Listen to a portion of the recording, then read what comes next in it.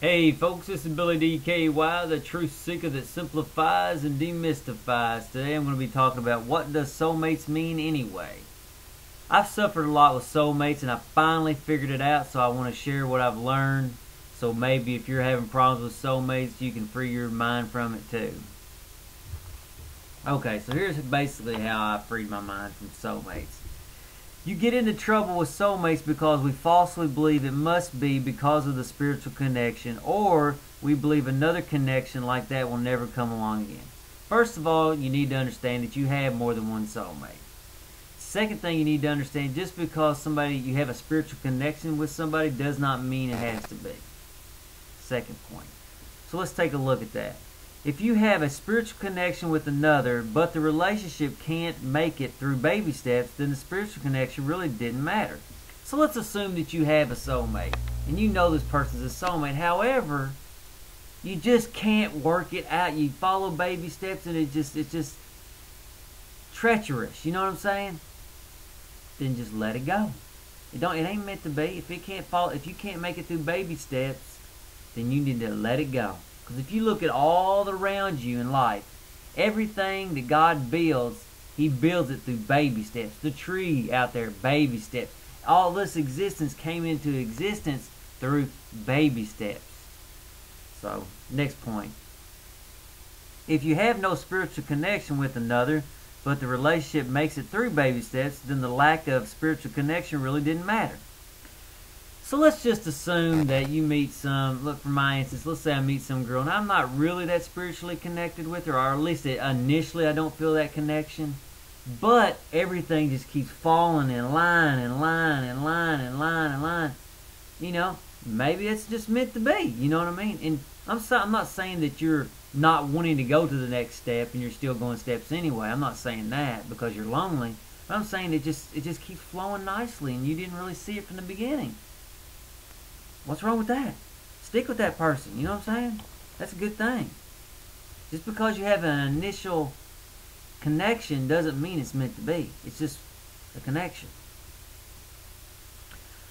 All the spiritual connection does, all the spiritual connection does is help you to know where to spend a little more energy.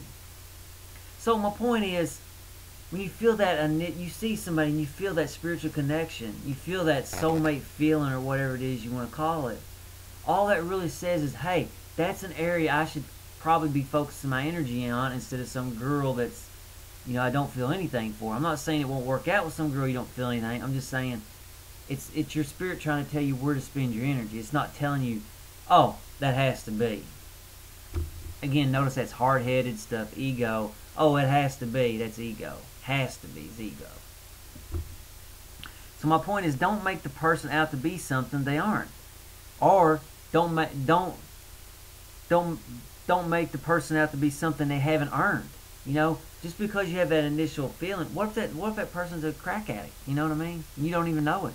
Maybe that person's going to cheat on you. Maybe this or that. You don't know. That's why you got to follow baby steps to know.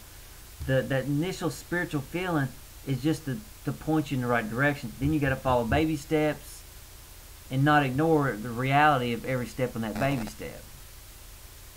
Okay, so basically it all boils down to baby steps.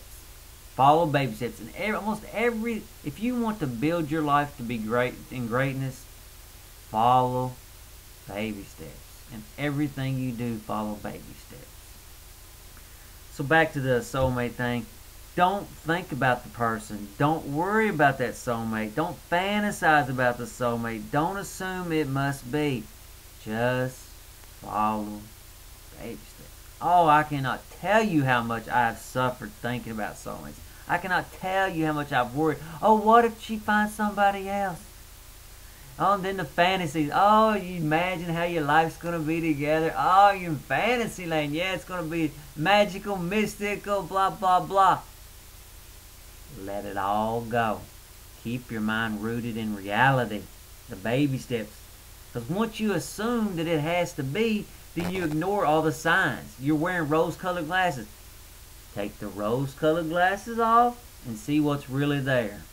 Don't fall in love with the initial connection. If that person ain't right, there'll come another along. God has contingency plans. Nature has contingency plans. Okay. Baby steps will reveal what it's supposed to be. Don't worry about it. You don't have to think about it. You don't have to worry about it. Just pay attention to what's really going on and follow baby steps. Don't get me wrong, soulmates are special and deserve special consideration, but don't make it out to be something that it isn't. Again, stay in reality. Listen to your spirit. Listen to that heart pull. Follow natural principles. That's the baby steps again. And keep your mind rooted in reality. Pay attention to everything that they're doing. Don't ignore the warning signs you're giving. You know, you feel this initial spiritual connection, but then you start with them. You're like, I don't know. I'm getting signs. So, well, I got to ignore it. This is my soulmate. Unconditional.